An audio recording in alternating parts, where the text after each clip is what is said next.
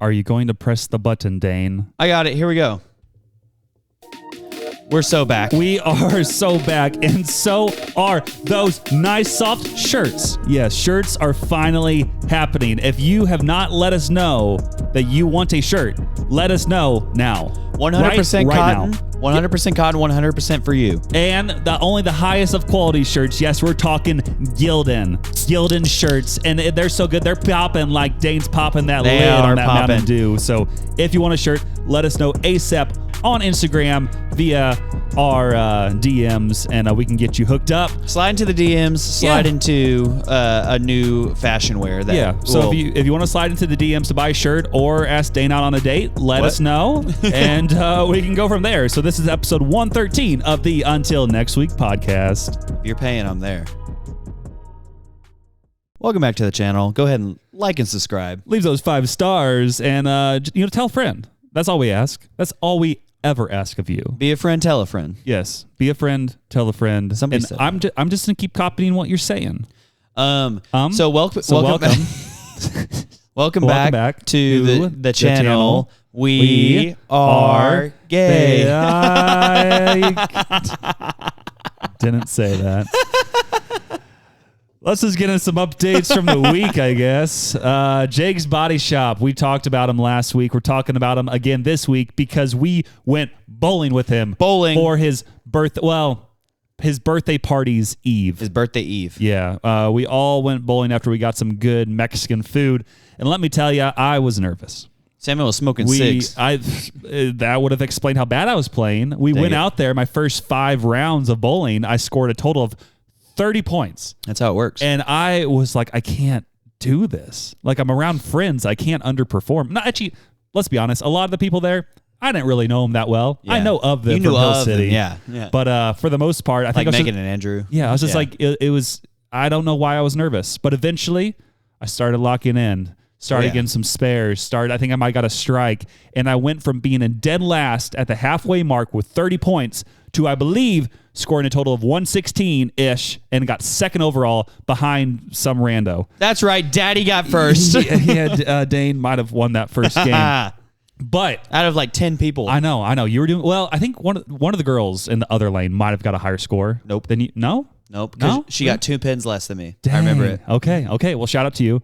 But I was coming off a hot streak, so I went into the second game feeling, juicy. Still started out slow, I think, on my first round. But I was getting a lot of spares, a lot of strikes, and I believe I ended all of it with like 148, which was by far the highest score of the night. And I was feeling really good. 148 was the high score. Yes. I upped mine. The first round I got 30 something, 120 something. I think it was one. I think you're 130s. I think it was 132. Yeah. No, I think it was 127. Okay. Yeah, that sounds right. The second round I got 137. Yeah. So I got higher. You just jumped higher. Yeah. I was getting better as we went along. And with this bowling, we had like a time limit. Time limit. So the very last game, we were just getting up there and throwing it for game 3. Like, we were just trying to get as far as we could. Game 3 was the mess around. Yeah, we weren't able to finish it, but I believe we made it through 6 or 7 rounds. And at that point in time, I still was tied for the lead, but I believe I was tied with Jake's Body Shop. Yeah. Who was coming off his most recent round with a strike. I was coming off a spare. So in theory, he should have been ahead of me for his next birthday. Throw.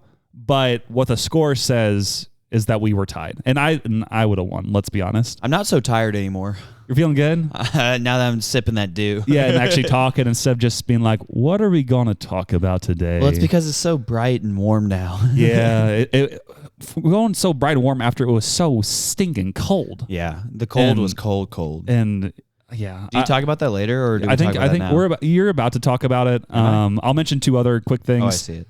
I had a work trip and I got to rent a Kia to drive, but I did not drive the car at all times. Sometimes the Kia drove itself. You. Yes. I found out like midway through the trip that a button looked a little interesting, so I clicked it. Duh. And it was driving me.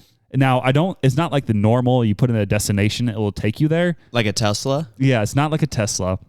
But if you're on the highway and you set in like the cruise control and you click this button, it will keep you in your lane. Yeah, the lane assist. But it's still nerve-wracking. It is. Just so, I'm like, am I sure? My Equinox kind of did that. Can it see all these? So every once in a while, when I just wanted to feel a little like excited, I'm like, okay, let's push the button and see what happens. Oh yeah. And then like every 2 minutes, it's like, hey, put your hands back on the wheel. That's what mine would say. I know. Yeah. It's almost like it's not completely safe doing it at all times. I would be so nervous driving home, and there'd be like slight turns coming up, and I'm like, I want to see what happens here. I know. So I'd have my hands right next to it. Yeah, you like hover it. You hover it next to it and see what happens, and then it would say grasp steering wheel. Yeah. So, but it did. It did work. Yeah. I did go like a few miles with some turns in the mix, and slight turns. Yeah, very slight turns. You didn't want to go too aggressive. Yeah. Also, if there was more traffic, I think I would have probably avoided using it. Oh yeah. But the roads weren't too crazy because of the snowpocalypse. Yeah, I didn't use it when it was icy though, because that would have been extremely risky. Oh yeah.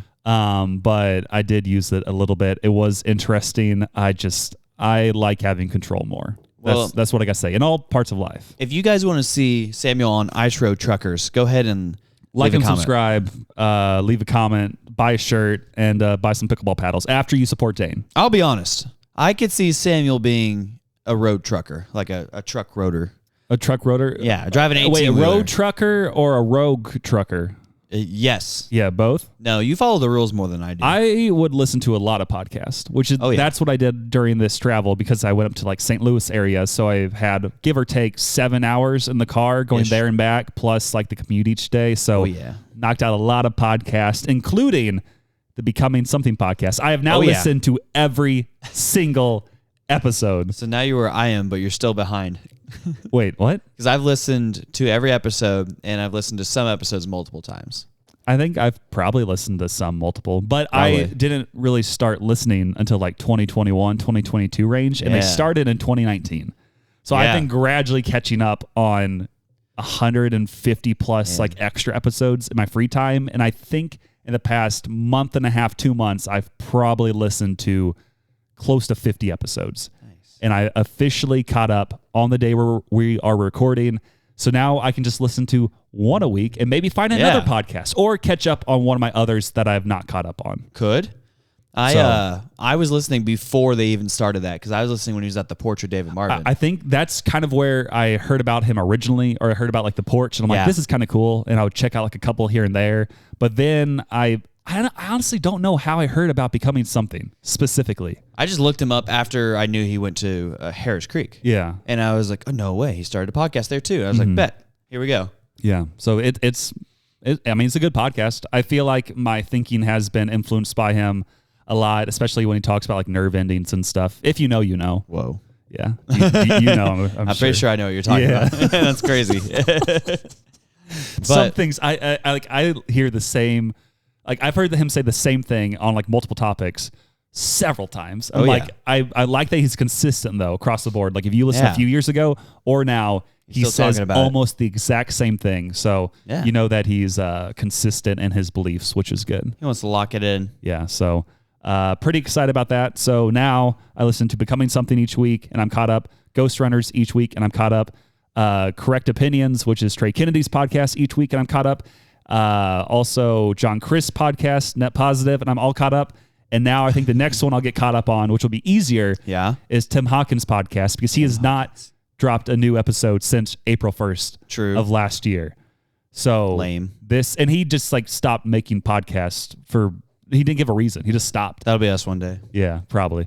So I'll try to catch up there, and then I'll kind of, I don't know. I'll see what happens. We'll see. But what about you? What about you, Dan? What's happening in your life? Well, it's funny because like the podcast I listen to, it sounds like you listen until next week podcast. Yes. Yeah. No, it sounds like all the podcasts you listen to are very similar to our podcast. Yes. But I wonder why.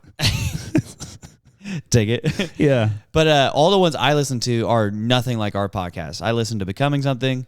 I listen to Craig Rochelle's leadership podcast. Can I interrupt you really quick? What? I also need to give a shout out to the Man Wagon podcast, Joshua Schmitz. I need to slowly catch up on yours. I am more sporadic in my listening of yours, so I apologize for that. But that could be the next one I attack. Sounds like you hate Joshua is what I'm hearing. If the shoe fits. And you hate Alvaro. I'm kidding. I just messaged Alvaro. Yeah. Because he's interested in a shirt, and you also can match Alvaro if you buy a shirt. So send us that DM right now. Back to Dane. Alvaro wants a pink one. Also, Ali Hoopy, shout out to your podcast. I can also try to catch up on those. Also a pink one. I went blank on what her podcast is called, so you keep talking while I look it up. Gosh dang it, Samuel. So the podcast I listen to Becoming Something on Monday mornings whenever it comes out. And I just listen to it as my commute on my way to work. And then I also listen to the Bill Simmons podcast where he talks about sports and kind of in-depth. He's less like hot take driven like ESPN is. And he's more like, how can we figure out the trends and the patterns that lead to success, and can we be the most correct person? And then Ryan Russillo kind of does the same thing. He'll deep dive, and he just wants to cut past all the like red tape kind of nonsense and just talk about the things that actually matter in sports. And so I really like those. Then I said I listen to the Craig Rochelle Leadership Podcast. That comes out once a month though. And so I'll listen to that, and I might listen to it a couple times because it just depends. I sometimes will listen to a podcast on a run, and it just doesn't work for me because I can't focus on running and not getting hit by a car and listening to this. Yeah. So what I'm saying is, though, my updates of the week go as followed. My dad texted me today and said, "How's the prodigal son doing?" And I'm like, "Dad, am I the prodigal here?" Yeah, I'm like, "Dad, I'm pretty sure you don't know the story of the prodigal son." Is the prodigal in the room with us right now? So I don't know, because I'm pretty sure he just wanted to call me his son, but the prodigal son literally gained his inheritance, or like begged to gain his inheritance early, did that, blew it all, then started eating amongst the pigs, then came back and begged for the father's forgiveness, and the father forgave him. Yeah. And I was like, well, I haven't received any inheritance that I know of. Have you ate with the pigs yet? I've not eaten what the pigs eat. Okay. No. Also, shout out Phone a Friend. That's the podcast by Ali Hoopy. So shout out. Phone a Friend. Give it a listen. Yep. Shout out to Ali. Yep.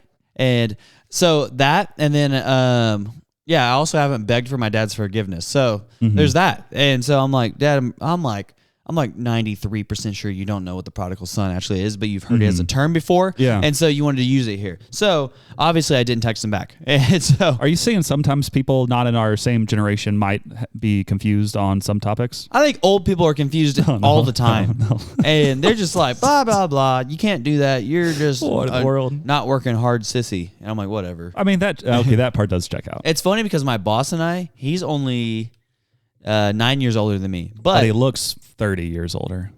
Not really. He has like salt and pepper hair, but so he's 36. But he I'll say things and he has no idea what it means sometimes. But most of the time, I'll say something and it'll completely go over his head, or he thinks it means something different. Well, he's not that tall. That's true. Yeah. But I called somebody a hippie one time, and he got really offended about that. He goes, "Dang, you can't say that." And I'm like, "Are you serious?" He's like, "That's a slur." I was like, "No, it's not." That's basically what he said. He goes, "You can't call somebody that." It's because somebody was walking without shoes on one day inside, and I said, "So and so, are you grounding?" Which is like some term that the hippies use. Yeah. And she goes, "Does it count as grounding if I am still wearing socks?" And I said, "I don't know. You're the hippie. You tell me." And then my boss got mad at me for saying that. I heard about a slur this week I didn't know was a slur. Oh. Should I say it? Is that the culture you're in, Samuel? Well, it's, okay, I'm just going to ask you a question. What do you call the people who live in igloos? Eskimos. Apparently that's a slur, supposedly. But it's in like Christmas songs, and I don't know if I believe it, but you said it, I didn't. Well, so cancel Dane. Ginger's a slur. So if you guys say gingers, that's racist and towards that me. comes into our new segment of the week. We didn't know Am this was I a slur. No, we're not doing that. No, keep going. Another thing that happened is it got crazy cold here and crazy snowy. So bad. So it was supposed to snow 11 to 14 inches. Did not snow that much. It snowed like 7 inches. Yeah. But it was enough to cancel work the next day, which was cool. And it canceled our youth ministry, which was sad. But then the day after that last Thursday, it got to be -8 here. And we were like, and it was cold. And it was like, no matter how much you think about anything, it was just cold. And is that what Kobe Bryant is nowadays? What? Cold? -8? I think Samuel hates Kobe and is making fun of his death. You keep going. I thought about it. I thought, should I say this? And then I did. Dang it. And that's our podcast for you. So I miss Kobe. Dang it. Whenever it snows a lot or gets really cold, I start to think of the movie The Day After Tomorrow. Have you seen that? I'm going to see it the day after tomorrow. No, you're not. Is that the one where like everything gets extremely cold, and at one point they go to like a library and the cold's like chasing them, and they close the door? I think that's the only clip I've like seen from that movie, and that was probably 10 plus years ago. It's kind of like it's ingrained in my mind though. Yeah, where the cold's creeping in. Yeah. So basically, it plays out the like real life scenario of like if. It's kind of like a global warming movie where, like, if the ice caps keep melting and all this fresh water keeps flowing into the Atlantic Ocean, disrupting the Atlantic current, which regulates a lot of the weather and temperatures that we have here on Earth, then it would set us into like kind of a like weird spin of different like weather anomalies. Like there was in this movie, there were several tornadoes in LA. It was getting really cold and snowy in India. Are you saying the global warming in that movie led to global cooling? Yes, basically. Explain that to me. That's kind of what happened, yeah. And it's crazy. So, and then all of a sudden, like, crazy snowstorms start happening, crazy floods, tidal waves are happening in New York. And so... Checks out. Yeah, and crazy things. And so people were flying in Canada, and they flew through the eye of a storm, and it froze their fuel lines instantly. Like, froze in the air and like dropped, right? Yeah. And then they opened the door and instantly froze and died. And so it's all about basically the world going into another ice age. Mm-hmm. And then there's no like fix. It just ends the movie. Basically, all the camera crew froze to death. Yeah. It basically like reset, but like Americans were fleeing to Mexico to get like closer to the border or like the equator. Yeah. And then so we forgave all Latin American debt. It was crazy. So it's a pretty decent movie.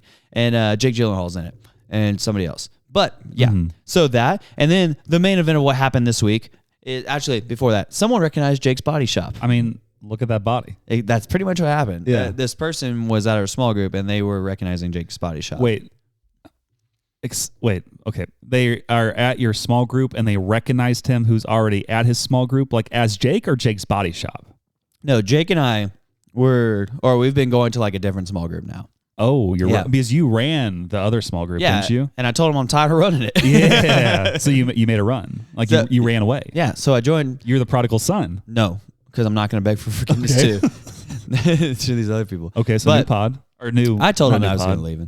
But yeah, so I joined this other small group because first off, never, ever, ever, if you're out there listening, never, ever, ever have your small group on a Sunday. Like it's the worst. And I'm like, I already went to church today for one. And for two, Sunday Night Football is on every week, and I want to go home and relax for the rest of my weekend. The only time where that kind of worked was when I was in high school. We had our small group meet on Sunday nights. Yeah. But that was, I mean, we didn't have a lot of time during the week. Yeah. But I think when you're like a business professional or young adult, I think you have more flexibility. Yeah, like Sundays is just like it's better to have it in the middle of the week so you get like the little pick me up midway through. Yeah, the point of a small group is to kind of like regroup and do life together. Yeah, and also if I'm being pointed to Jesus on Sunday, I want to be pointed back to Jesus on Thursday or Wednesday or whatever it might be. I can't do Wednesdays, but Thursdays. You need to tell more people that's what a small group's for. Yeah, it's not just for finding someone. You mean dating wise? Yeah. You're talking about the young adults. Don't worry. Why do you go to small group to learn about Jesus? Nah, just trying to find someone. Just like trying to, get on the wagon. Yeah. The marriage wagon. The man wagon. The man wagon podcast. But no, this person in our small group goes, wait, are you Jake, like Jake's Body Shop from their podcast? Yeah. She said, oh my word. Because she listens to our podcast sometimes. Do I know this person? I don't think so. Do you want to say the first name for fun? No. No? Because I don't think she'd like it. Do you want to spell it? No. I saw her this morning and I'm going to see her tonight too. Okay. A party thing. Here, you can type it in right now into our document and then I can read. Let me see. Okay. Do you know that person? Isn't that the one that you she runs? Yeah. Okay, yeah. Yeah. So, also our main event of what we did this week or what I did this week is I did a trade up challenge. Oh, yeah. What did you trade? Yeah. So we traded your old roommates for new ones? Kind of, but no. Me and Deshaun, my with the youth ministry. Yeah, we're filming a video for the night that we're going to show on our Friday Night Live, which is like just a goofy night with the kids. Yeah, where they have fun and stuff. And basically, we wanted to do a trade up challenge, and you have to go and document it and stuff. And so we each started with a paper clip, and he started like 2 hours before me, but it was whatever. But then at 2:00 on Thursday, I took the paperclip and I was like, okay, here we go. And I started asking people for stuff. I was like, so will you trade me your car for this paperclip? And then they said yes. They told me to get out of their face. Dang it. But I then traded the paperclip for a thing of peanut butter crackers. And then I traded the peanut butter crackers for a Yeti cup. It jumped from 30 cents to like $40 really quick. Yeah. And then I texted you and said, will you trade me anything for this Yeti cup? And then you said, screw you, get out of my face. I think I said I was out of town and let me know if you need to trade once I'm back. Basically the same thing. And then you said, it's done. It is finished. Yeah, I had to be done by midnight that night, so Samuel couldn't help. So I took the Yeti cup. The helmet would have been wild. That would have been crazy. I would have worn that on stage. I don't think he would have traded you, but Dallas Cowboys helmet is staring us in the face right now. Sure is. But no, we're supposed to bring the thing to Lightco weekend, and the person with the least valuable thing has to do a crazy punishment. And so it's our conference weekend happening next weekend. So we won't be recording Friday, Saturday, or Sunday because I'll be conferencing. Yeah. But so I traded, all right, take the Yeti cup, and I go. So you started with the Yeti cup? No. Okay, what did you start with? Did you already say? Oh, sorry. Paperclip. I zoned out for a split second. Sorry. Paperclip for peanut butter crackers, peanut butter crackers for Yeti cup. That was a crazy trade up. I know. 30 cents to like $40. It was crazy. That's nice. And so somebody just didn't want this Yeti cup. But okay, that's valid. I was like, yep, totally take that. Dibs, washed it. And then you traded for a K-Life dodgeball shirt from 2 years ago. No, I already have that. Yeah. No, I took the Yeti cup, and then I was like, okay, who would trade something for me? And I go to Red Racks, which is like a thrift store here in town. Yeah. And then I'm like, hey, will you trade me something for this? And they said, no, you need U.S. currency. And I was like, you guys are lame. See you never. Yeah. And then took that, and I was like, well, let's go to a pawn shop. Maybe they'll trade me something ridiculous. And yeah. Guy actually looks at the cup, and he goes, well, I'd really like to help you, but I don't think we could sell that cup here. And I was like, okay. And then I left there, and I was like, man, he was actually nice about it. He was nicer than the Red Racks people about it. Well, yeah, I don't think the Red Racks people are that great. They charge way too much for stuff that was donated to them. Yeah, it was donated. They have zero like overhead costs other than like utilities and like employees. It's crazy. It's crazy. Yeah. We should do that. But then, did you ever post did you say you posted on your story for everybody, or did you just text people directly? I just texted people directly. Yeah. Like, I didn't have enough time to think about it this way, and I didn't want other people to see it too. If Angela Birdwell was in town, you could have got the scooter. The scooter would have been great. Scooter would have been elite. That would have been crazy. Because you get to keep it still at the end of it, right? I think so. But that would have been the greatest. That would have been awesome. Dang. Angela, I still really want that scooter. You should drive down to Texas. You should have drove down to Texas to get the scooter. We will ship you a shirt for the scooter. I mean, she's giving you, she said she would give you the scooter either way. But if she pays for the shipping to ship it here. That would be so expensive. You just need to go down to Texas sometime. I want to. Do it. I don't have, what do you mean do it? Just do it. No. Okay. I have a job, and I'm trying to save money, live better, Walmart. So then after that, I was like, man, pawn shop shut me down. Where am I going to go now? I'm like, man, I'm thinking about it. I'm kind of like, I got a little bit of time, and I got to figure something out. And I was like, let's go to the mall. And I was like, they have all those kiosks in the middle. And I was like, I wonder if there's going to be something good. And I get there. And first off, there's like a million preteens there. And I'm like, wow, this is the worst. You trade with a preteen. I should have, but I didn't. Because the preteens were all being rambunctious and rude. And I was like, and that means they would have traded something stupid. They're like, yeah, get the Yeti cup. Yeah. Well, trade up your shirt. No, keep your shirt on. No. I don't want to get arrested. No. That thought process comes into later, to something I do later. But so then I'm walking through the kiosk, and I see like a phone case kiosk. And I'm like, no, I don't want a phone case. That's less valuable than this. Yes, Yeti's good. Yeah, Yeti's pretty good. And then I go to a jewelry one, and I was like, oh, man, they're not going to trade me diamond earrings or diamond necklace for this. I'm like, that's crazy. So then I keep walking, and what do I see but an art kiosk? A painter's there. So they're selling like their own stuff. They're selling their own art. So they could even trade if they wanted to. Okay. And I was like, okay, bet. And then I'm walking around kind of looking at it first, and he has like some decent paintings on there. And I go up to him and I go, hey, this is for a youth ministry. Like, would you mind if I trade you this cup for one of your paintings? And he goes, looks at it. He goes, well, I tell you what, pick something out and we'll see. And I'm like, okay. And so I pick up the most expensive painting. Oh. It's like $100 painting or so, $90, $100. And it's like an Eiffel Tower painting. And then he goes, no. And I'm like, yeah. And then he goes, I just have a lot of money in that one. And I was like, well, what about like one of these paintings? He had like a bunch of $45-ish paintings. Yeah. He goes, yeah, I could do one of those. And I'm like, okay. and I just picked out the most like appropriate one for showing to kids. Yeah, and probably not the nudist one. No, there was one that said a bad word on it. And you got that for yourself? Yeah, well, no, I kind of would have, but no. Yeah. So you guys can imagine what this will say. But it was a bunch of dogs sitting around the table, and they were reading books that said how to get B words. That's funny. I was like, that's kind of funny. But and he so these are legit painted by him, or are they like prints of his paintings? I don't know. But okay, it was they're nice framed, either way. Yeah, isn't a nice frame or whatever. And so I'm like, okay, I got the painting now, which is better than a Yeti cup, because Yeti cups, I can only think of like old men or people like our age who would want one, but we all already have one. So I'm like kind of saturated. So I'm like, if I have a painting, it's actually kind of unique and cool. Yeah. And so then I leave and I went and played Trademark one. And then shut out. The main event of my whole process comes up for the trade up idea. I go to Salt Company, which is our college ministry. They want those paintings. Oh yeah. If you would have had the dog one, the dog one would have went nuts. There would have been half the people like, I can't believe he brought that, and the other half is like, I can't believe he brought that. Yeah. Because my whole thought process was, I'm like, where can I go where there's some young, irresponsible kids with rich parents? Shout out. I was like, Salt Company, let's go. Yeah, let's go. And I'm literally just holding the painting, and I go there. I'm walking around, and I'm getting mostly just stares from people. And I'm like, they just don't know me. And I'm like, trade up. And then they just kept walking. But then people who know me kept coming up to me like, what is this? And I'm like, oh, it's a trade up. I traded a paperclip all the way up to this so far. And they were like, no way, that's amazing. Yeah. I'm like, yeah, for sure. And then one of my friends, Kyle, he goes, well, I'll tell you what. I'll trade you my JBL portable speaker for that. And I was like, well, let me see it. And it's like a little, like, kind of... So it's probably like $100. It was bigger than your phone, but it had a Clippy on it. I looked it up. Oh, Clippy's not worth as much. Yeah, it's like a $50 one. Yeah, I wouldn't have done that. Well, I did it because... Oh, my word. I started thinking, I was like, okay, it's plus $5, and I think college kids would want this more than the painting. That's what I was thinking. Okay. And so I take the JBL speaker. And he traded the painting for a car. No, I don't know what he did with the painting.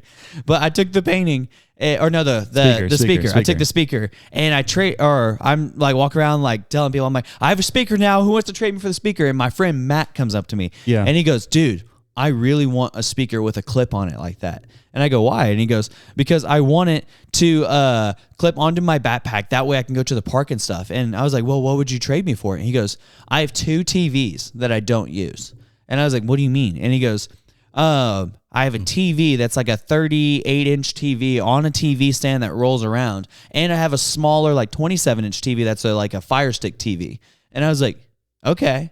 And he goes, what do you think? And I was like, yeah, I think I traded for that. And because in my head, so are they flat screens or are they like? Yeah. Okay. So no, they're not like thick boys. I was gonna say they're like thick ones. Like he just did well. No, yeah, he got good out of that. Yeah. But no, they were flat screens, and honestly, like I think I'm plus because they're both like decent TVs, and then with the what's it called? The stand is more.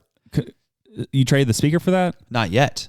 So here's okay. where the catch comes in. I was going to trade the speaker for that. I was like, dude, I'll come to your house after this. But then my other friend, Sean, comes up to me and goes, dude, I really want that speaker because it's my roommate's speaker. And I just want to be able to say that I have his speaker. And oh, my word. I was like, well, what are you going to trade me? He said, I tell you what, we have a futon in our basement that we don't want anymore. I was like, a futon? Like a legit futon? And he goes, yeah. And I go, okay, is it like a really bummy futon? Like, is it trash? And he goes, I mean, it's a futon. I was like, broken in. Yeah. I mean, yeah. He said he's like, yeah, it's got a futon. I was like, well, let me go look at this futon and then I'll tell you. So everything ends. I go over to his house and then first off, him and his roommates were making 100 snowballs or something, and they couldn't focus on anything. Yeah. And it's like 11 p.m. at this point. Are we talking Sean Wad? No. But I did see Sean Wad. Okay. But then, sorry, I took a sip of Mountain Dew. Yeah, that was the silence. That might have cut out. Who knows? I don't know until I do it. True. Yeah. But then he takes me and shows me the futon, and I'm like, dude, this futon sucks. This is buns. It had stains on it, didn't have any armrests. Of course you wanted to trade. Yeah, of course you wanted to trade. Nobody wants this. And he goes, well, listen, I don't really want to take it up out of our basement anyways. And I was like, okay, well, what else do you have? So you're going to have a futon and a TV? Well, no, I asked him. I was like, well, what else do you have? And he goes, we have a microwave. And I was like, no, I don't want a microwave. It has to be better than a TV. I still have the speaker at this point. Yeah. And I'm going to go over to my friend Matt's house after this. And unless I get a better offer here. Yeah. And then Sean goes, well, we have a couch upstairs. And I was like, what kind of couch? Stained. Well, no, he goes, here, I'll go show it to you. It's kind of like a blue couch, like a 2-seater couch. And I was like, shoot, like I could legit, it's one of those ones you would probably see on Facebook Marketplace for like $50. Yeah. And so I'm like, dude, I'd probably do this trade just so I could say I brought a couch to like a weekend. But how would you transport it? I don't know. And we're still working on that part. So then I was like, but I really want the TVs too. Yeah. And so I was like, how am I going to do this? And then I'm talking to Sean's roommate, Skylar, and Skylar goes, well, dude, for the kids, I'll throw in my speaker. I was like, oh. And so he gives me his speaker. I have 2 portable speakers now. And I trade Sean for the couch and a speaker, and then I trade Matt for the TVs and a speaker. So now I have a couch and 2 TVs and a TV stand. Okay. From a paperclip. And then you're going to trade those for some magic beans. For some magic beans. And you know the reference. I wish I could trade for magic beans. Hello? Good afternoon, Dane Hadley Beesmeyer. He did it. He Stop called. knowing my middle name. He actually did it. This is the segment of the podcast where you will be doing a blind ranking of 10 individuals. Okay. This is Jack Holmgren, by the way, everybody. Shout out, Jack. I don't know what you're talking about. You're right. This is the CIA. I will provide you with a list of 10 individuals, and you will have to rank them from 1 to 10. 1 obviously being the best, and 10 being the worst. All right. Do I need to keep track of this? I think I will. Yes. Yes, Samuel, Okay. you'll keep track of this. I'm ready. And then all of you listening at home with your family, with your kids, you can pop a comment in the comment section and let us know if Dane has great judgment in people's character or severe lack of it. We're ready. But I have lack of it. yeah. All right. Jordan Alexander Love, the quarterback for the Green Bay Packers. 10, number 10. Predictable. Okay. Judas Iscariot. It depends. What? Well, you have number 10 taken out. He was a disciple, but he did betray Jesus for 30 pieces of silver. So, I guess I got to put 9. Okay. We're ready. Jerry Jones. Jerry. Oh, man. Number 5. Okay. Jerry Jones, number 5. Should we, just curious, should we give him 1 free trade at any point that he could trade with one spot in another or no? You know what? Yeah. Okay, you get 1 Spice free it up. trade. Jack's feeling generous today. Yeah, 1 trade. Spice it up, baby. But it has to be with the current one that he's giving you. Okay. Yeah. Okay. 1 trade is in play. Nancy Pelosi. Number 2. I love her insider trading. Okay, yeah. Understandable. Jeffrey Epstein. We talked about him earlier today. I'm going to trade Jeffrey for 10. Oh, Jordan Love. Okay, so Jeff, 1 second. Let me put this in. Where are you putting Jordan Alexander Love? 8. You're so crazy. Okay, your trade is done. We got the JJJs at 8, 9, 10. True. And 5. Okay. Next individual, Diddy. 7. Oh, okay. I see where this is going. You're slowly getting worse. I mean, Judas should have been number 10. But. So far, Nancy's like pretty good at number so 2. far, that's a good. I mean, Jordan Love should have been higher, but I don't know. yeah. Adolf Hitler. Dang it. I have such a temptation to put him number 1. Don't do that. Put him at the lowest spot. Put him at 6. 6. Okay. Joseph Stalin. Oh, I mean, 3. 3. Oh, Great leader. You're leaving number 4 open. Number 4 is open in case we get somebody worse. Okay. Hillary Clinton. Number 1. Yeah, number that 1 checks out. Hillary Clinton. So who's your number 4? The Belly Reed. Lindsay the Belly Reed. So we'll just restate them for you. So number 10, Jeffrey Epstein. Number 9, Judas Iscariot. Number 8, Jordan Love. Number 7, Diddy. Number 6, Adolf Hitler. Number 5, Jerry Jones. Number 4, Lindsay Reed, a.k.a., as you said, the Belly Reed. I didn't say it. You said it. Number 3, Joseph Stalin. Number 2, Nancy Pelosi. And number 1, Hillary Clinton. Hillary Clinton. And that was there you have it, folks. That was the most likely to date list, like dating Dane list. You said Hillary Clinton's number 1. that's crazy. At Lindsay's 4. Who's the Who's the top 3? Like who's Lindsay beat out? Lindsay beat out a lot of bad people, including Jerry Jones and Jordan Love, but she did not beat out Joseph Stalin Nancy Pelosi, and Hillary Clinton. Lindsay's worse than Stalin, Pelosi, and Clinton. Man, shout out. Thanks for calling, Jack. Of course. Hey, get hyped. 2 weeks till Dane's birthday on Sunday. No, Woo! no, I don't have a birthday. I don't have a birthday. You guys. See ya. Bye. Unreal. I didn't know that was Just so you know, happen. we are 35 minutes in, and we're still in our updates from the week. Yeah, we are. Because freaking Jack called. He was texting before like, hey, can I like call randomly and do this? And I'm like, yeah, sure. Call in like 30 to 45 minutes. And 35 minutes later, he called. That's crazy. Yeah, shout out. So that's it into my updates of the week. Yeah, let's do a quick grind your gears. Mine's pretty quick. Wait, you got to press the button. Oh, sorry. I was getting ahead of myself. Should I guess which one it is? I know which one it is. I think it's this one. No. This one. There we go. Dude. Grinds our gears. And I'm sorry that I grinded your gears by not clicking that button originally. These should be some quick hits. So I said I traveled up to St. Louis for a job. And as when you like go somewhere, you probably stay at a hotel, most likely. I stayed at a Hampton Inn. And usually I like to hit those Pelotons up when I'm there. Yeah, you so do. I was like, okay, I don't want to work out, but I'll get motivated, go down. And I got to the Peloton and it's like not working, not connecting to network, not connecting to network. Like connected to Wi-Fi, but not the network. How much is a Peloton? A new one I think is over $1,000, but you can buy used ones for probably. I mean, you could legitimately get one probably for $300 to $500. What if I have $20? Trade up your couch or something. Low key. Yeah. And I was just frustrated because I was connecting to the Wi-Fi, but it wasn't connecting to internet. I'm looking it up. Which is weird because like my phone was still connecting to internet via the Wi-Fi. So I tried to hardcore like reboot the system to make it work for myself and try to connect to like my hotspot.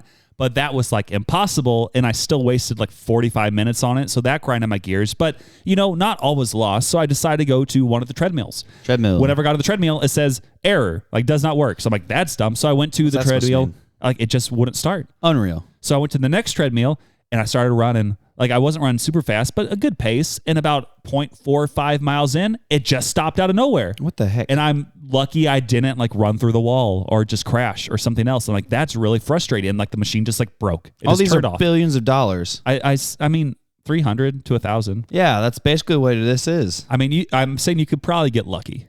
You probably could. There's one for $250, but it probably sucks. Yeah, it probably grinds your gears that they're so expensive. Well, I want one because my knee hurts. Yeah, but they're nice. They're pretty cool. You don't have to buy a membership. You can do a lot of free plans. Here's one for $150. Yeah, but $175 of shipping. Yeah, that's crazy. I would stay Facebook Marketplace and just wait it out. So there's one more treadmill, and I went to it, and I was trying to finish out like half a mile, just so I could say I ran a mile. It was like past 11 o'clock. I was frustrated. I couldn't do the Peloton, and again ran about almost half a mile, and then it abruptly shut off. And I'm like, I don't know if I'm breaking all these machines. You broke it. Or they have like a weird timer on the machines. Once it hits like 11:08 p.m., they all shut off. But it was so frustrating. Like that's dangerous. Like you're running and it just stops out of nowhere. Like, and I was moving quick. I think at the end I was doing, I think under 6 minute pace. Like I was trying to like sprint the last part. Not fast enough. And then it shut off. And I was not feeling it. So I stopped. Did not work out the rest of the week, and out of spite for those messed up machines. And yeah, that just really grinded my gears. And one other thing that grinded my gears and also grinded my car's gears is that these extreme cold we're having made it where my car just won't start. Well, it's not extreme anymore, but I mean, it killed it at first, and then we jumped it and it worked. And then I was going to drive over here again, but I don't think the battery's charged enough yet. So you need a Toyota Corolla. If I go Toyota, I will either get a 4Runner or maybe the RAV4. I kind of need the bigger one, though, because small vehicles don't fit me well. My head hits the top, and I'm not feeling that. Which one would Lauren love you more in? Just any car that's not the one I currently drive. Yeah. She's been a big advocate for you getting rid of Betsy.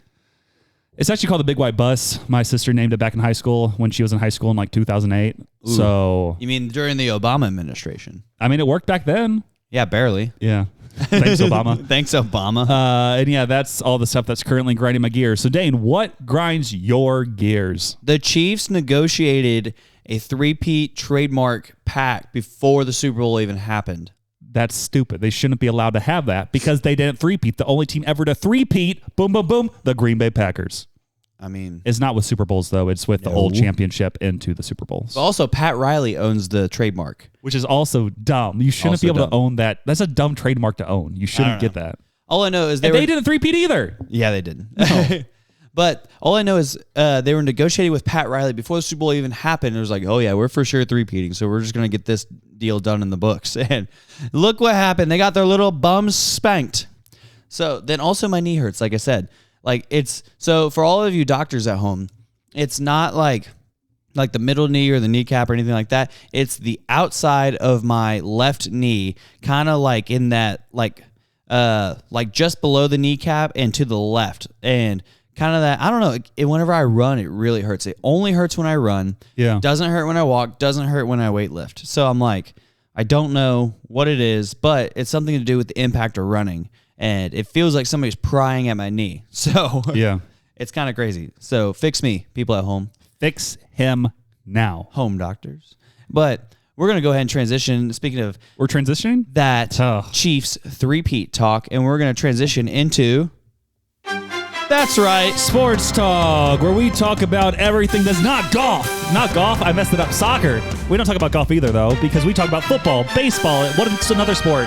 And not soccer. Or golf, apparently. Or maybe hockey. I just looked it up, the most recent teams to three-peat. This doesn't count as much. I got it. Yankees. We're getting there. So Oh. technically, the last one to three-peat was the UConn women's basketball team, which doesn't really count because we're going like pro sports.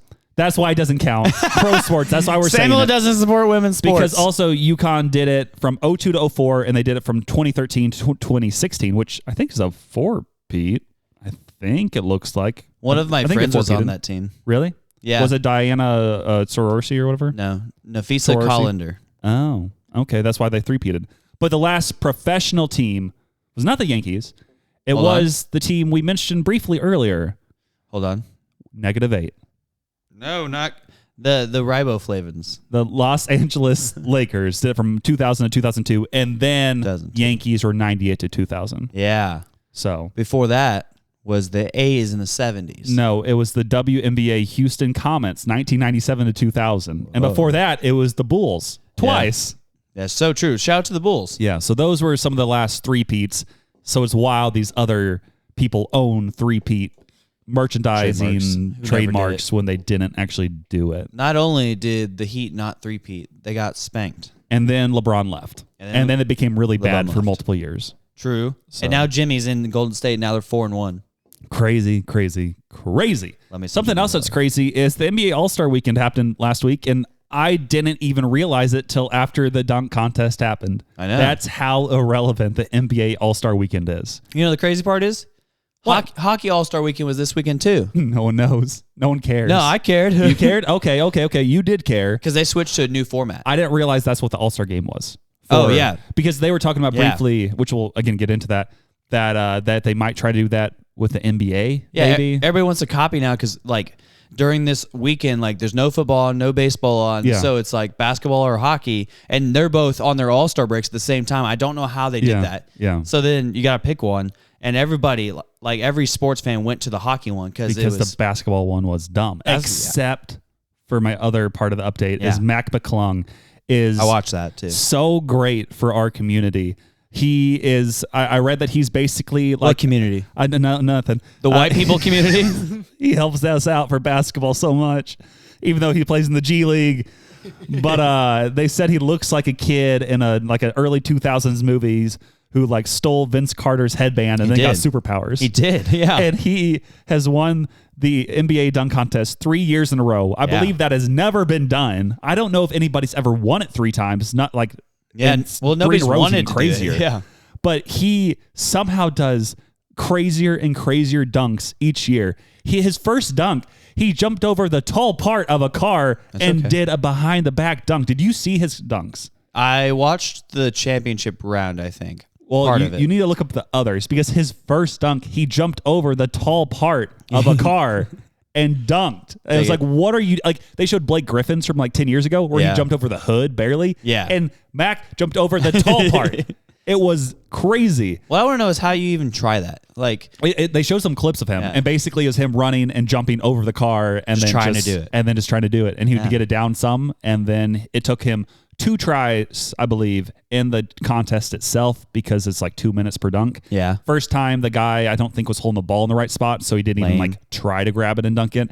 And then the second time he got it and then fell over, but it was crazy. That is crazy. And then like another dunk he did was he went up to, I think, do like a reverse dunk, but in the air, then he turned directions like out of nowhere. Like it was like a dead stop and dead start and spin. It was crazy. And then his last dunk, he jumped over like I think the guy was probably close to 7 feet. Oh. He grabbed the ball, he hit it against the rim, and then took it back, and then he dunked it. He like kissed it. It looked like he froze in midair, which was crazy. Frozone. Yeah. So those were his dunks. Just look him up. Look up Mac McClung sports dunk highlights from the NBA All-Star game, and you'll see some crazy He's stuff. saving the dunk contest. Yeah. And something else that's being saved is the facial hair of New York Yankees players. That's crazy. Because they had one of the dumbest rules in Major League Baseball where I liked it. If you play for the Yankees, you have to shave your face, except you can have, I guess, a mustache, which is weird. Well, it was a well-kept mustache, too. And now they're like, hey, you can have a well-groomed beard. Yeah. Which is nice because there have been multiple players over the years who have had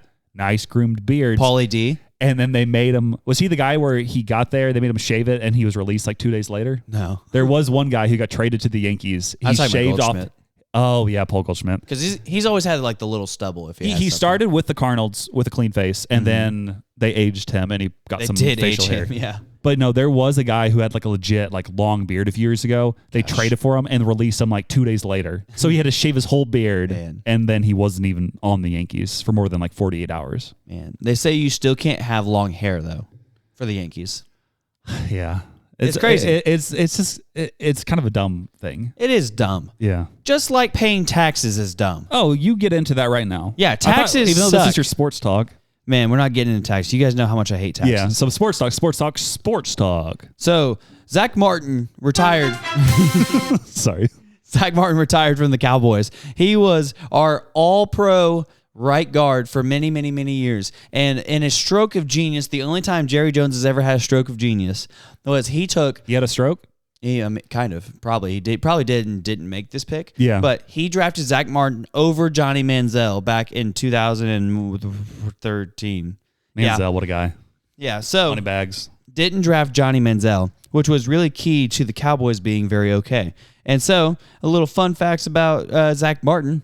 Let us know those fun facts. Is that he gave up 1 sack in 1,210 snaps. Wow. That's crazy. And he also had more Pro Bowl selections than holding penalties. Wow. He had 9 Pro Bowl selections. Wow. 7 holds. Wow. And 7 first-team All-Pros. Wow. So he was really, really good, guys. Wow. And then he finally just got tired of it and said, I'm not doing this anymore. Wow. And retired. Wow. So. Wow. Look at him. Also, United States spanked Canada's butt in the first round game, and then they won the second one. Yeah, we don't talk about that. But Canada sucks. It should just be North America. Oh, no. But now we're moving on to our ranked segment, which is this one right here. We don't. No, this is our intro music. Oh, shoot. But we don't have any for the main segment, remember? Okay. Because we just gave up. I'm sorry. We might one of these days. We didn't give up. Segment. We did not give up. Just like last week when we did our random rants for an entire minute, we didn't give up midway through, and we're not going to give up this week as well because, yes, we're running back with random rants. We don't have any song for it. But, yes, as you know, the random rants is a segment where one of us gives the co-host of ours a random topic, and then they have to give a minute speech about that topic, preferably without stopping, and that's basically it. Because this doesn't matter. We don't need to be picked by Siri. That means I'm going first. Does that mean you're saying something to me first, or I'm saying something to you first? I don't know. That's why it doesn't matter. You pick one for me first. Okay, so here's my first one for you. Okay. Give us a minute rant on why kids getting off school for basically even a hint of snow, like why that's happening nowadays. Okay, I got you. Or your thoughts on it. So I have lots of thoughts on Ready? those things about kids. Go. Here at 20 seconds, we're going to start. Oh, we're starting at 20. Okay. And so All right. Let me tell you something about the United States of America. We were built on something. You want to remember a time when kids were tough? Washington crossed the Delaware. It was a little frigid that night when he crossed the Delaware. Do you think Jack was cold whenever he was sitting in the icy waters and watched Rose go free, which is what he should have done? But also, yeah, do you think those people were cold? Do you think we were cold when we went outside this past week? Yeah, we still went to work. We worked from home. You know who didn't work from home? Who? Those dang kids. Oh. Those dang kids. All of these kids are too soft nowadays. They're out here, they're iPad children. They're watching the screens and they're just like, why would I have friends when I can have, I was going to say Adderall. And I was like, well, I don't know. Some people need Adderall. Yep. But why would I have friends when I can make poor decisions like bringing vapes to school? Lindsay Reed probably has a lot to say about that because kids are always vaping in the schools and they need to get in the classroom instead of getting on their iPads. That's time. All right. That was pretty good on these dang kids. Yep. So your first one to rant about is going to be the Until Next Week fans. The Until Next Week fans are the best fans out there. I can't even imagine my life without these fans because without the fans, like we wouldn't be doing what we're doing right now. I mean, we got fans. We got Elizabeth Virgil. We got Angela Birdwell. We got Alvaro Esquin. We got so many more. Joshua Schmitz. I don't even want to say all these names because they are so important to all of us. And like I could go on for seconds, if not minutes, naming off all the people who enjoy this podcast every single week. The fans add content to the pod. Like without the fans, we would not have those Spotify responses to read at the end of the day. True. We would not have polls to respond to because it'd only be me and you voting for ourselves 1v1 each week, 50-50, 50-50, 50-50. That is not enjoyable because when you have the fans involved, they can let you know like, hey, who truly is the better host? And you've made it pretty clear that I am the better host, and I really appreciate that from all y'all fans. So as I mentioned before, just tell us right now, if you want a shirt, let us know. Samuel hates everyone who wasn't mentioned in that rant. I just didn't want to start trying to remember all the last names. You didn't name Lindsay Reed or Jack Holmgren. Yeah, or Allie Hoopy. Or Emily. Or Nat. There's a lot. There's a lot. And I was like, this is a bad route to go down. I shouldn't have started, but the others were in my mind because they mentioned before they wanted a shirt and I messaged them like today about it. So sorry about that. Everybody I read the else. message too. Yeah, you're all awesome. So that was my rant. I think it was pretty good. But will it be as good as your next rant on Chris Farley? Oh, no. So you want to talk about somebody who's got a lot of gusto, somebody who has been on SNL, somebody who's been in movies, somebody who has never disappointed, somebody who is a game changer, or who was a game changer. Is he dead? Yeah, okay. Who was a game changer. Yeah, I remember that now. Wow. And so when I start thinking about things, when I start thinking about kids misbehaving when they're on their vapes, when they're on their iPads, I want to send them down to live in a van down by the river. And so, kids, if you're going to be smoking whatever that is in that vape, the doobies, you're going to be doing a lot of doobie rolling when you're living in a van down by the river. And so what I'm saying is, back in the day, Lindsay Reed used to do a lot of doobie rolling in a van down by the river. And so Shepard Thomas Reed, yeah. Shepard Thomas Reed. It's not Thomas. Is it Thomas? I said Joseph. That was wrong. You got it wrong. I know his name and you don't. You have 3 seconds. Shepard Thomas Reed will not be doing doobie rolling. That's it. Wow. You don't even know your nephew's name. I know his name. He's Shepard Joseph Adolf Reed. That's what you think it is. I keep thinking of Joseph Stalin. I know. You got to get that out of your head. Wow. Okay. That's pretty good. Yeah.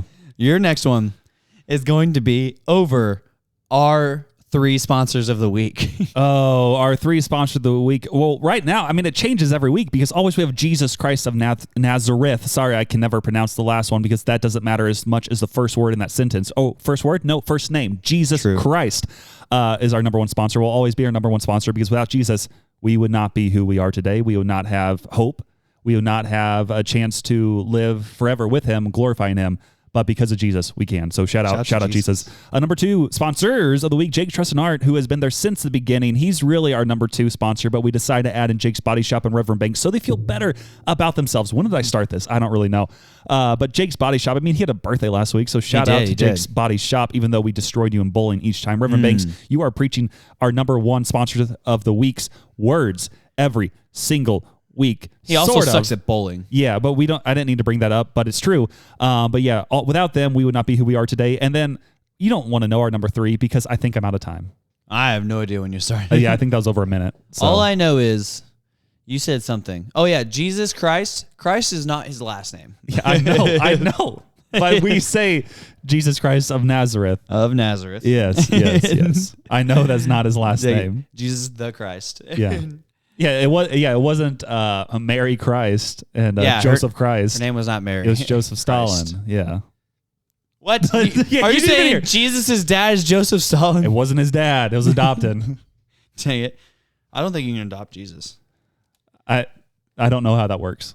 I don't know either. Yeah. So shout out, and that was it for this week. So if you keep enjoying that, let us know what you think. If you have ideas for us to have each other, or yeah, if you have any ideas, just send them to us. You could send them to us directly if you want me to have one for Dane to say, or send it directly to Dane if you want him to say ones for me, or you can send it just to the @Until Next Week podcast Instagram, and Dane doesn't check it because I get all those. Because you don't give me the login for it. Because I'm scared. I don't know what you'll do. I would be posting ridiculous things on there. You would forget that you're on the podcast and do something wild. I wouldn't forget. I would just do it on purpose. Yeah.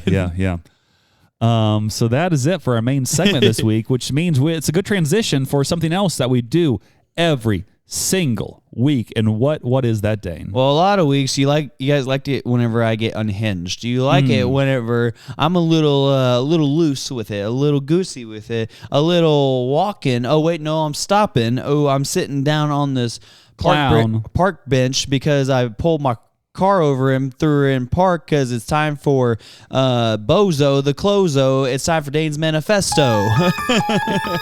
Shut up. That was wild. Part 52, by the way. This is part 52. Thank you for this is the top 1 year of Dane's Manifestos. Oh, we have finally done. Even though your first one was not actually a year ago, this is the 52nd week of it. Yeah, that's crazy how that happens. That's because time isn't real; it's a social construct. That's true. But social constructs are next week, so we can't talk about those this week. Yep. And so, actually, this week, what we're talking about is how, number 1, I like themes. I like the themed things. I like whenever, like, we're going to a party and there's a theme for the party. You're gonna wear jerseys. You're gonna get dressed up. Like, there's a party I'm going to tonight, which is like semi-dressed up. Ooh, and I wasn't invited. Well, it's our run club. I'm in the run club. You're not in the run club. I'm in the run club. I just follow the Instagram, and which means, and sometimes I vote in the polls. They're like, "Hey, only vote for this if you're going to be there." And I accidentally click it sometimes. I'm like, "I think you should run farther." Well, here's the thing: if people put up a story that's a poll, and then people say, "Only vote for this if you're actually going to show up," I'm signing up for. I don't even care. Time. Like, it could be anything. It could be like the Women's Club of America. Like, I'm going. What's wrong with you being a sexist and a racist on the podcast today? And we'll talk about that next week. But I like themed things. And so in the spirit of themes, I decided that Marvel movies are our generation's Star Wars movies. True. As in the 70s and whenever the Star Wars movies came out, they were big, huge. Everybody had to see them. It was awesome, cutting edge, like things that you had to see. Also sci-fi. Yeah. Or sci-fi. And then Marvel movies come out and they're just like way better graphics and like I don't know about deeper storytelling, but also great storytelling. I think it was more emotional at times. It is more emotional at times because Tony Stark dies. But I know. And so I decided what I wanted to rate for you guys is my top 5 Marvel movies of all time. Wow. So back in the day, I used to live with a guy named Austin, and he had the AMC movie pass. That was wild for a bit. Yeah. Or was it AMC movie pass, or was that other movie pass that they charged like $10 a month and you could go to unlimited movies? It was unlimited movies. Yeah. That was a wild thing. So him and his girlfriend/fiance had that, and they would always invite me to go see whatever movie they were going to watch. And if it sounded intriguing, I would go watch it. And so then I started watching some of the Marvel movies and started being like, man, this is crazy. So they're all building on each other? And he goes, yeah, and there's a whole universe about it. And he would explain it to me. And so I wouldn't say I'm like a huge Marvel fan, but like I got somewhat into it a little bit. Yeah. Enough to where I saw the midnight showing of Endgame whenever it came out that night. Go. People were cheering in the theaters. I was like, this is awesome. Mm-hmm. And so I decided that I wanted to rate the top 5 ones that I've seen. I've seen, I think, all of them leading up to Endgame. After that, I've seen like 2 or 3 because they sucked. They have gone downhill pretty aggressively. So this is the top 5 movies from Endgame and before. So number 5 is a 3-way tie. Number 4, 3-way tie. Number 3, 3-way tie. Number 2, 2-way tie. No. Yeah, okay. Number 5 is a 3-way tie between the original Iron Man, Okay. which was really good. I can respect that. Avengers Age of Ultron. Okay. I liked that one. That was good. Okay. And then Captain America Winter Soldier. That's, a lot of people would be against you. A lot of people like don't like Winter that? Soldier. Oh, yeah. People really like People Winter say that's Soldier. like their number 1. Yeah, that's ridiculous. But Winter Soldier was really good. Yeah. Bucky's just misunderstood. Yeah, definitely. So those were really good ones. Like, I think the original Iron Man was the first one I ever watched. hear me out. Mm-hmm.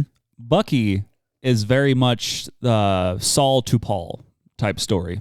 Yeah, kind of. Like he's out there persecuting Avengers. Avengers and just like everyone and doing crazy things. But then he was enlightened by Captain America, who I'm not saying is Jesus or God. But in this scenario, for the comparison, he would be that figure in Bucky's life. And then he turned from his darkness to light and ended up doing a lot of good. He did some good things So- with a bionic arm. Bucky and the Apostle Paul are the same person. That is all. I don't know about that, but yeah. Number 4, Yes. Iron Man 3. That's not confusing. What do you know? Number 4, we got 3. Hey, it's number 3. Iron Man, the series, like Iron Man 3 ahead of all those is crazy. Well, listen, Iron Man and Captain America were obviously the 2 best characters. And yeah. I would say probably most people, like 65% of people, probably liked Iron Man better. Yeah. Because he was sassy and intellectual and blah, blah, blah, blah. Yeah. And so Iron Man 3 was pretty cool. Whenever he created all the suits and then blah, blah, blah. They blew him up. That would have came in handy in Endgame. That would have came in or anytime. Yeah. Also, you're telling me he never like recreated that same idea? Like it was such a good idea. Pepper was just being a hater. Yeah, they should have. Those suits would have came in handy. Yeah. Yeah. Number 3, Infinity War. That was a good one. It was very good. Avengers Infinity War, which was part 1 of the movies. It was pretty cool. I was like, whoa. Like, I can't believe I have to wait for part 2 to come out of this. Feel like I know your number 2 and number 1. What do you think number 2 is going to be? I think you're going to go Thor Ragnarok. You're wrong. There's no Thors on this. Ragnarok was good. Ragnarok was okay. I think I've seen that Marvel movie more than any other Marvel movie. Really? Because it was on, I think, Netflix back in the day. So especially when I was in school, like I would just throw it on in the background when I'm doing stuff in my apartment. Yeah. And it's just a good movie. It's a good watch. Well, honorable mentions are all the Thor movies and all the Guardians of the Galaxy movies. Okay. Because those were like really solid. Like, yeah, I liked those movies, but they weren't like, oh my goodness movies. I didn't care about Thor 1 or 2, but Really? Ragnarok's where it got good. Ragnarok was okay. Yeah. Okay. So what's your number 2 then? Number 2, this was my number 1 all the way Captain until Marvel. No, Captain Marvel sucked. But this was my number 1 for a long time, and I've seen this movie several times, and it's Captain America: Civil War. That's a good one. That's very good. That's a respectable number 2 pick. Yeah, it's really. I was like, man, this is awesome. This is the Avengers fighting each other, and like the storyline was like pretty compelling too. Like, should the government have say over when the Avengers can be used and how they should be used? I was like, I mean, I'm pretty much on Steve Rogers' side. Like, screw that. Yeah. But I understand. You have people Tony's. from the entire universe. Yeah. Universes and the Avengers. Yeah. You can't control them. Yeah, that's what I'm saying. Like, these aren't people, and they're fighting for the common good, which is arbitrary. But also, that's the other thing about Thanos is, I mean, you start listening to some of his stuff, and you're just like, man, like, you're totally wrong, but I see how you got there. Yeah, yeah. And that's the same thing how I felt with Tony Stark. Because I was like, listen, I understand how you get here, how you want to be deployed at the use of the government. Yeah. But also, I think that's wrong. Yeah. And so, because I think... But again, you have to remember he worked for the government for so long, making all those weapons. So he kind of had that mindset built into his head. Well, and he got mad because like they keep accidentally killing people, and it's like, well, okay, like, do you want to just... Okay, you almost destroy New York. Like, it depends how you look at it. Let me ask you this question. Well, like, what are you supposed to do? Like, you just let the wormholes keep coming and all these aliens invade, and the government just is like, all right, well, now you can go fight them. No, we're trying to stop things like that from happening. Yeah. And also, if we remember correctly, the government was going to nuke New York. Yeah. And Tony flew it through a wormhole into space. That was pretty cool. Sorry that he or that Captain America's on the side of not doing like what the government wants, Tony. You're the one who flew it into space. So your number one. Number one is pretty obvious. It's Hulk. No. With the original actor. Avengers Endgame. Yeah, Obviously. yeah. It was one of those ones where like it started out like, man, I'm so jazzed to go see it because I remember it was one of those like I remember where I was, I remember what I was doing, and me and my roommates at the time were sitting there, we were playing 2K, and then one of them said, "Hey, Endgame comes out tonight." And they go, "Actually, there's a midnight showing here in town." And we all looked at each other for like 45 seconds, like just looking back and forth to each other. And we look at our watches. We're like, I mean, we'd have to buy the tickets and leave pretty soon. And they go, all right, we're doing it. Yeah, let's we go. went and watched a 3.5 hour movie at midnight. So we're getting out of the theater at closer to 4 a.m. And you were probably electric after. Oh my goodness. It was like, I was so tired, but like not an ounce of me was like falling asleep during the movie. Yeah. I was like, no way. Oh my goodness. Did you also cry during that movie?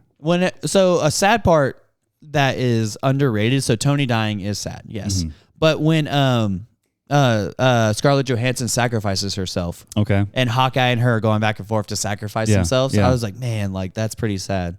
And so the only thing I didn't like was when they were like, oh, we'll just go back in time and like, yeah, we're going to time travel. I was like, okay, that market, like time travel is kind of played out. Well, and it's kind of dumb because everything up to that point in the Marvel movies like seemed realistic, like it could happen. But as soon as they did time travel, I'm like, I don't know anymore. No. Yeah. No, time travel is just like something that's been in like every movie ever. So then I'm like, okay, whatever. And then, but them going back and like reflecting on different things that were happening in their past and being like, man, I want to change that. But then they're like, no, I have to not do that for the greater good. Yeah. And specifically Tony when he goes back and sees his dad. And so that was pretty cool. And it was one of those movies like, I don't think I've ever been more hype in a movie than when portals. The portals open and on your left cap. That's when I cried. I cannot watch that part without tearing up. Like I literally cannot. Well, I saw that movie in IMAX. I think like the opening weekend by myself, but with all the people who just go crazy. Yeah, it's not by yourself. And like the yelling and cheering, like that was like the theaters I was in as well. Yeah, like seeing it in IMAX. Like it was crazy. It was awesome. And the part where Cap's shield's like a little bit broken. Yeah. And he's picked up the Thor's hammer, is like hitting people with it. Oh, whenever he gets the hammer originally also, like it starts going up, everybody's like, whoa, he got it. And then like the Easter egg looking back in Avengers Age of Ultron when he like slightly kind of picks up the thing and then Thor kind of freaks out. And I'm like, oh, I didn't even notice that back then. But it was an Easter egg. I was like, okay. But then whenever... He was worthy. Yeah, he was worthy. But when Captain America like is battling all of Thanos and his armies, and then it's just him out there, and he's getting like beat to a pulp, and he like stands up and says, "I can do this all day," and like tightens the straps. I was like, dude, if that's not me, I'm like, let's go. and then all of a sudden, on your left. Yeah, it's like because he's like, man, I don't care if I can't win this. You got to keep going, and just like you got to try. Like that was said to me. I was like, dude, that's why a guy like Captain America is so likable. Don't look at me because I'm not tearing up right now. So, in light of that, part 2 of Dane's 52-week manifesto. Oh, you have a part 2? Oh, man. Well, it's a shorter part 2. Okay, better be. It's the DC movies are like the Star Trek movies in the 1970s. Bad. But way worse. DC movies are way worse. Yeah. Star Trek was like somewhat competing, and like Star Wars just ultimately won over time. But then Star Trek like was still pretty good. DC movies, there's like 2 or 3 good ones, and that's about it. They've made Superman like a dozen times. Yeah. They can't figure it out. No. So I made my top 5 for those. Okay. Number 5, Batman versus Superman. Okay, I have nothing to say. That was okay. Number 4, Wonder Woman. Okay, I did see the Wonder Woman movie. Yeah, the first one was pretty good. I don't think I saw the second.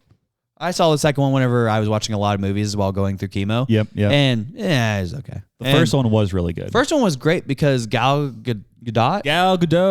Oh, those people. I think she's pretty. So, do you know my reference? No.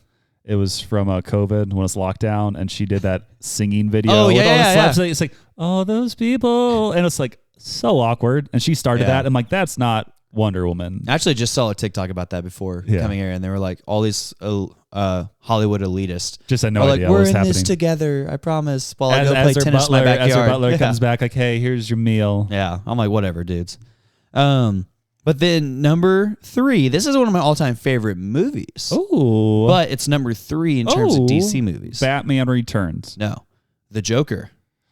That one I've seen clips from, and that is crazy. It's crazy, but So violent. oh yeah, like he gets beat up and then I see that pencil clip or whatever. Oh no, not that. That's from a Batman movie. Whenever Oh, he no. Oh yeah, Yeah. he just starts shooting everybody. no, In the talk show. or Yeah, in the whatever. talk show. Yeah, that's what I'm thinking of. Not Al Pacino, but Robert De Niro. Yeah, like yeah, he shoots yeah. Robert De Niro. Yeah, that it's like because you're watching it and like he A goes off his meds, but then B like all these people treat him horribly, and then all of a sudden like they're surprised whenever something crazy like that happens, and I'm like, well, okay, well like how often is that still the case here? And so I don't know. I was like, man, it's one of those movies where you're just like, man, I see how you got there. Yeah, like it's hard to be like I'm mad at you. So Yeah. I don't know. So number 2, Batman Dark Knight Rises. Yeah. Or The Dark Knight. Yeah. The Dark Knight. Yeah, that's the one. Yep. That was Yep, pretty yep. good. I watched that a long time ago. I was like, pretty good movie. But then my number 1, the only movie that I've seen a few times from Aquaman. close. No, from the DC movies is Justice League. Okay. So whenever they're all fighting and stuff, or they're all fighting evil Superman, and I'm like, this is crazy, and I'm like, awesome. I have seen Wonder Woman, and that might be it. Yeah, I think I'm just they don't seem to interest me. Yeah, Like I kind of see clips, I'm like, it just doesn't look that good. I watched Even though the newest Superman that they're coming out with, I think the guy I believe who did Guardians of the Galaxy, I think he's the one doing it now. But it still didn't look very good based on the previews. Yeah, I watched a lot of them during chemo. Yeah, So, understandable. yeah, I had a lot of time. Yeah, yeah. So, It's like time to get to the bad movies. I watched all the good ones. basically, I mean, because you only watch the good movies when you're healthy and stuff, and then when you have a lot of downtime, I'm just like, you know what? Pop it in. Let's go. So, all right. Let's go. Voice memos. Is that where we're at? It is where we're at. Sorry. What are you doing? It's this button, the pink one.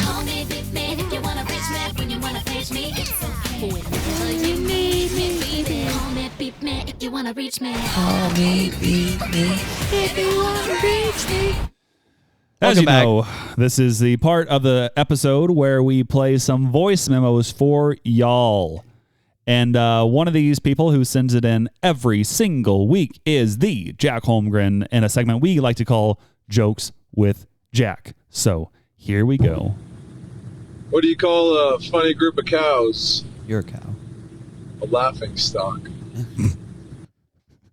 He said, this is probably the stupidest joke I've ever sent. Haha. Dang it. Well, that's too much of Jack on the podcast today. But on the bright side, he said, take my money, I'll buy one for $30 in regard to the shirts. Because if you want one for $30 shipped to wherever you are, we can do that. And then extras will be $25 a piece. Wow. I believe.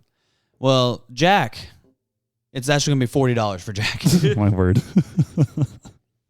So that is where we are at with Jokes with Jack. We don't have any other voice memos this week, but we do have some Instagram messages. Lindsay, figure it out. A lot of these Instagram messages are people like, take my money. I want to buy the shirts over and over and over again. But someone who did not send that was Ryan Rockwell, which maybe he's interested now after I read this.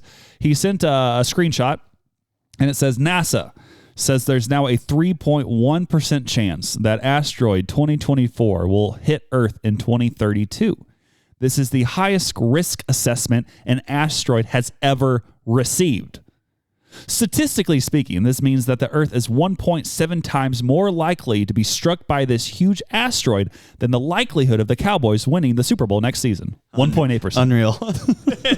Listen, last I heard it was at 1% of it hitting the Earth, but now it's at 3%? That's what he sent. It could be an older post, but on Wednesday he sent me this clip, and everything you read online is true. All I know is that I'm putting it now as probable the world ending in 2032. Well, that's what JP keeps saying. He said 2033, so But the issue is maybe it takes a heaven little will be time. here on Earth. So That's a good point. I don't know how that works with everything. Maybe the world's not ending. Maybe this is like God's wrath again? I don't know. I don't really know either.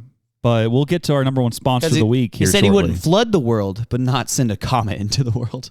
Yeah, I don't really know. I don't know. So we'll dig into that some other time.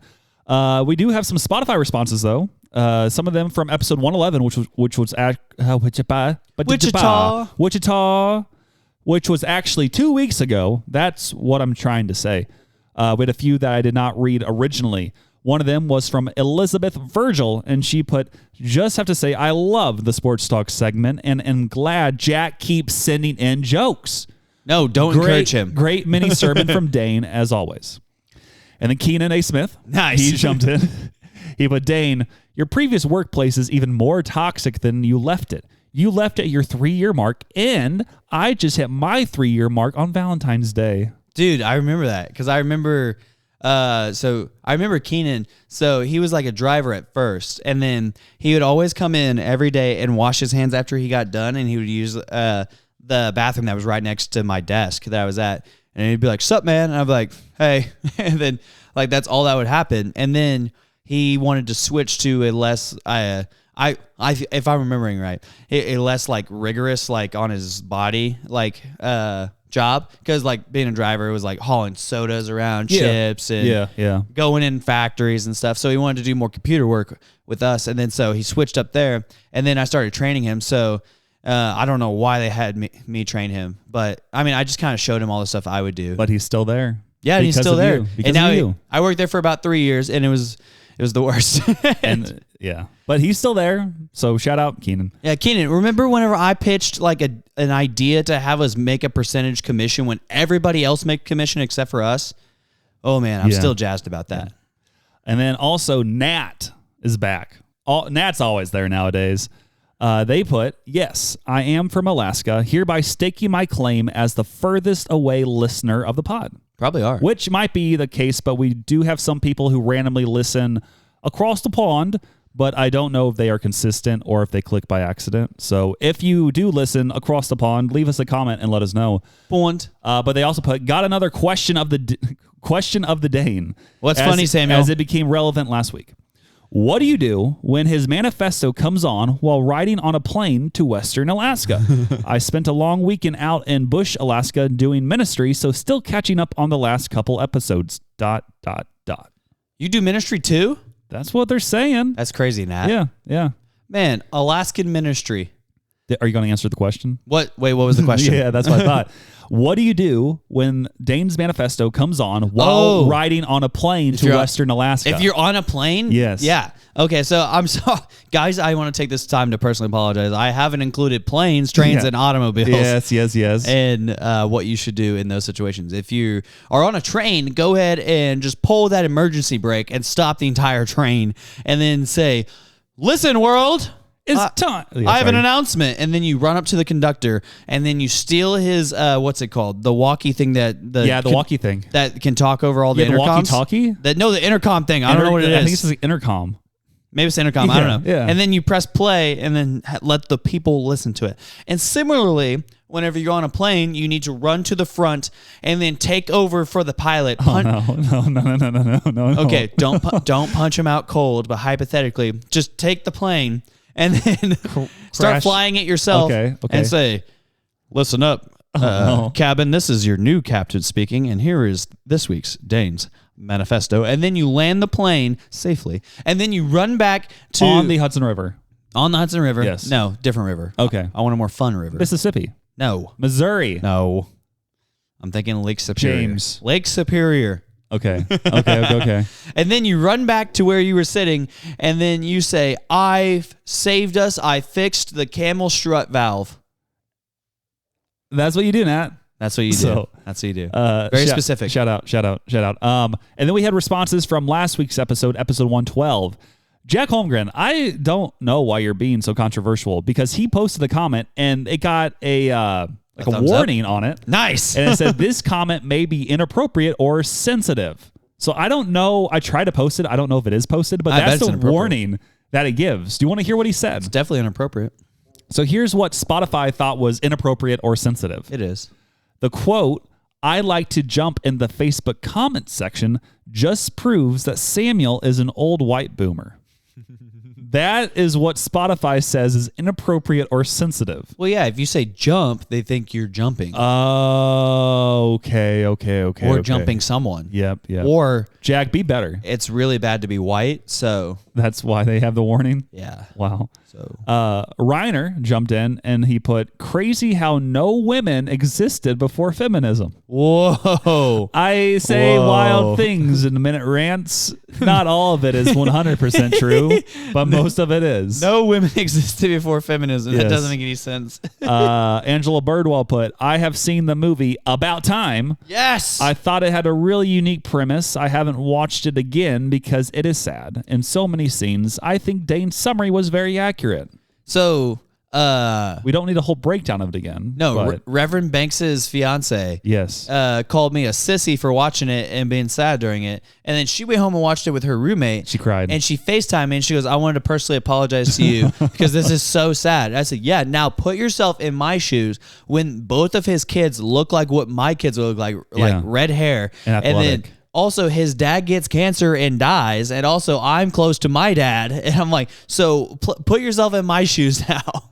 And think about that. And also, one of my really good friends recommended that movie to me. So that's all kinds of things. And then finally, Nat also posted on episode 112. Nice. And they put, the way that the dodgeball tournament was run infuriated me. Good. I've run tournaments in the past, and you always have 3 refs, 1 at the center line, and then 1 at either side. Rip to the next week team. Also, the 2 out of 3 games in pool play is wild. Needs to be sustained through the brackets, too. Yeah. Anyways, thanks for another great episode. Makes my days completing field work in the sewer and drain industry bearable. Nat, what do you do? I so don't confused. know if they're just making up stuff each week because they're in ministry and sewer and drains. Maybe he does ministry at night. So, Nat, let us know. Are you doing secret ministry? Secret ministry and the sewer and drains to the Ninja Turtles? Whoa. Yeah. I think he's doing ministry at night, and he works at the sewer and drain industry right now, while also plotting to take over the world. Yes. And then finally, we had our question last week, our poll, and it was, should Random Rants become a weekly segment of the podcast? And with 100% of the votes, they want more Random Rants. I don't think they do. Okay. I lied. They want things. Yes. I know I want things, and I want that thing to be you talking about our number 1 sponsor of the week, Jesus Christ of Nazareth. Well, I'm glad you asked, and I'm going to be beginning this week by talking about, in 10 seconds whenever it starts, the timer for 5 minutes. On the 122. 5-minute sermon with Dane. Now. Okay. So last week we had another huddle thing. So remember whenever I did the Fighting for Joy series with us? We had another huddle at my workplace, and a lady named Molly gave it this time. And, Shout out Molly. And she is the director of communications for us. And so she basically runs like basically all of our social media, and then all of our video editing, all of our like ideas of what we want to post, when we want to post, how we want to post it, what form do we want to post. There's a guy that we use who has made 30 for 30s, and he is a Christian, and he was on Peyton's Places, and we get to use his services sometimes. It's pretty cool. I've asked him about making the 30 for 30s. It's super cool. But she gave the huddle over why we are leading others, or leading others in ministry specifically. And so, why do we lead others? What is the point even anyways? And so the point is like we are doing it out of obedience, and we're also doing it to honor God, because whenever we think about what obedience looks like, and we think about like even the Christian life is all about somebody who told somebody who told somebody who told somebody who told somebody about Jesus who told you. And so in the same way, instead of sitting on our times, talents, and treasures, we are passing them down to the next generation, to the next people who can carry out the Great Commission. And so when we're being obedient by sharing our knowledge and by raising up the next generation leaders, we're also honoring God, specifically in ministry. And it also blesses others. Like think about that person that is kind of sitting under your care right now, if you're in like any sort of a leadership position. And think about how much it would mean to that person if they just knew a little bit more about their job, or like how you do your job, or how they could just get inside track into anything. Because I know I really appreciate whenever somebody pulls me aside and says, hey, like I've done this for years and years. This was the best thing that has happened for me, because here's best case scenario. Maybe you have something groundbreaking that happens, or worst case scenario, then it's just information you don't listen to. It's kind of like whenever I talk to my dad and he's like, I read in the paper. It's like, well, yeah, that doesn't matter. But so we never ever will graduate out of serving others. So when you think about this idea, like it's never going to be a thing when we are just like not serving people anymore. We're always going to be serving others. And a lot of times we can serve others with our patience, with our time, with our knowledge. And a lot of times this comes in ministry, how we can like take what our talent is and then spread it to other people. Mine is like just making youth ministry fun and making church just really fun for kids and present it in a way that they can understand. And so I'm trying to teach other people how to do that. But we also underestimate the impact that we have on people we are leading. And so people are actually watching what we're doing and taking that as like, hey, this is the way that you do it. So it's actually a huge thing. And so the verse that I actually have for this is something I did a call to worship on in front of like 700-800 people one time. And it's Philippians 2:3-7. Do nothing from selfish ambition or conceit, but in humility count others more significant than yourselves. Let each of you look not only to his own interests, but also to the interests of others. Have this mind among yourselves, which is yours in Christ Jesus, who, though he was in the form of God, did not count equality with God a thing to be grasped, but emptied himself by taking the form of a servant and being born in likeness of men. And it goes on to say, that's all I had written here, but it goes on to say that he humbled himself by becoming obedient to the point of going to the cross. And so that's how obedient he was, even when he knew what he needed to do, and how much he counted others more significant than himself, because he didn't have to do that. So that's really cool. And so lastly, it blesses us. Like it'll bless me, the person who you are, or me, because when we're actually raising up people, it makes our lives easier, honestly, because you can start handing off some of the more head-aching tasks to others. And also you create a pipeline of people that you're sending out. And then it just starts to become this like kind of university of like you pumping out other people who are also be raising up and doing things at a high level. So it's pretty cool. So leading others keeps us honest as well as we teach them, because you can't just lie about how you got to success. Shut out. Sharing how I do things keeps me honest, and am I willing to admit that others are better than me? So it also humbles us as we go through this process of leading others. And so last questions I want to leave you with is, who gave you a shot in ministry or in your job or field? Were you qualified? How were you blessed by their obedience? Who do you need to give a shot at in your job or in ministry? And is there anyone that you are counting out? So it's pretty interesting, because I definitely didn't feel qualified whenever I first got into ministry. But hey, you're killing it now. Yeah, now we're doing things, and working in ministry is not what you think it would be. Yeah, there's just so much money being thrown at you every which way. It's not that. Like you're just going crazy. That private jet you got? Yeah. Wild. No car, but a private jet. Yeah. I have a car. But no, it's more of a business than I thought it would be. Yeah. So it's crazy. Next up, our number 2 sponsors of the week. We already mentioned them once in my random rant, but Jake Trust and Arc, Jake's Body Shop, and Reverend Banks. You already heard about all of them this week, but I might go with Jake Trustin Art tomorrow to a baseball card show, but he might have gone today already. I'm not for Unreal. sure. I know. I told him originally Saturday would work, and then I'm like, I'm so sorry. I'm very busy. I will go tomorrow, and you do whatever you need to do. So Unreal. yeah, it's unreal. I mean, he's buried. Yeah. And he only has so much money to spend on this, and you ditched him. Yeah, that's true.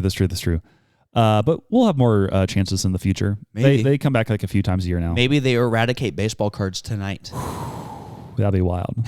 And then our number 3 sponsors of the week is Mr. Beast and Beast Games. Have you watched any of Beast Games? I watched the first 2 episodes. I finished all of them this past week, and it is a wild show. It is wild. It is so wild. If you've not watched it, I'm not going to give away anything, but basically, Mr. Beast is the biggest YouTuber in the world with like close to 400 million subscribers, which is wild. And then he created an Amazon show, which is the biggest game show in history. Throughout this game show, he gave out over $25 million in prize money total, throughout everybody. I watched part of it, yeah. Yeah. because just so you know, it originally started with 2,000 contestants. And then once a contestant, I guess, loses, they do get $2,000 minimum. So everybody gets at least $2,000. But then he keeps on saying throughout the entire series that they're playing for a grand prize of $5 million. But there's other like smaller competitions in the middle where they can take money. Yeah, where they steal money. It is crazy. And I watched, I think, like 6 episodes this past week to finish it out because I didn't want to see any spoilers for who won everything. Yeah. But I did see one partial spoiler, I think, where I knew a twist that would happen in the final episode, and I was pretty sure I knew at least the gender of the individual who was going to win. Whoa. So of the baby. So I was able to kind of decipher when it got down to the very end who would probably win. And I was like, baby. But yeah. Oh, baby. But just a couple other things about Mr. Beast and his Beast games. It says it is now officially the most watched unscripted series in the history of Amazon's Prime Video. In its first 25 days, it had over 50 million viewers. And then I guess it reached number 1. Oh, that's jumped around. It reached number 1 on Prime Video in more than 80 countries, with more than 50% of its viewership coming from outside of the United States. Unreal. It was crazy. Half of it's outside of the United States? Yeah, because he's huge everywhere. Because on his YouTube, he also has channels where they lip dub everything.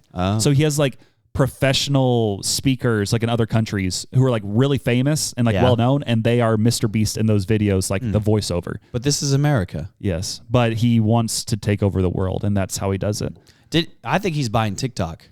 I mean, if it gets sold, there's a chance he could be in the mix. I mean, it'd be crazy if he got it. He should buy it. But that was it for our number 3 sponsors of the week, Mr. Beast and Beast Games. And then finally, reach out if you want to make clips for us. There's a pretty good chance Joshua Schmitz will be making some for us here in the near future because we have a merch deal set up with him potentially. Oh, yeah. Also, if you want some Friday Pickleball paddles, you can buy 2 of them for $5 off their lowest price, which means basically, give or take, around $94 will get you 2 high-quality paddles with the code Samuel14434. Dane still has just over a year left in his residency at our church, and if you want to help fund that residency, you can send him money in the link in the bio. That will go directly to his salary, and if you do that, please also Instagram message either the Until Next Week podcast or Dane's personal Instagram. That way they can track how much money is getting sent. Because need that for some reason. We will trade merch for services. Depending on what the services are. Depending. Yeah. Yep. If you do something that aids the podcast, we will trade you for that. Potentially. it has to be pretty valuable, though, to us. Keep telling your friends also if you enjoy the podcast. Like, we are for sure.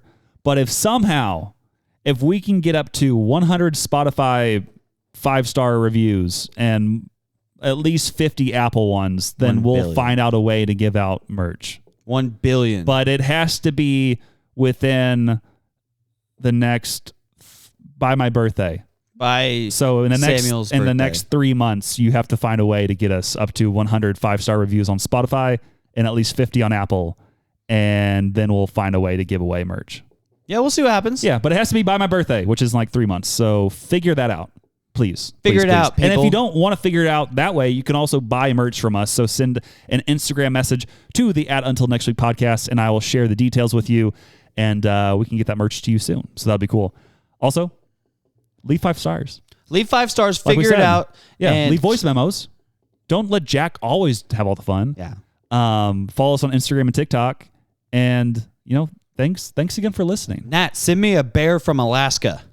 We'll trade you merch. Yeah. And that is episode 113 of the Until Next Week podcast. But I want like a bear cub.